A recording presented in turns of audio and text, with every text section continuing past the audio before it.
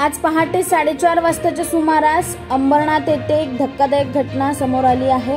एका ट्रकने रेल्वेच्या उच्चदाब 110 kV पोलला जोरदार धडक दिली। हा अपघात इतका तीव्र होता, पोल जमिनीवर वाकला गेला आहे। सुदैवाने या अपघातात कोणतीही जीवितहानी झाली नाही, मात्र ट्रक चालक किरकोळ जखमी झाला असून त्याला उपचारासाठी रुग्णालयात दाखल करण्यात आले आहे। घटनास्थळी पोलीस आणि वीज पुरवठा कंपनीचे कर्मचारी दाखल झाले असून ते पुढील तपास करत आहे।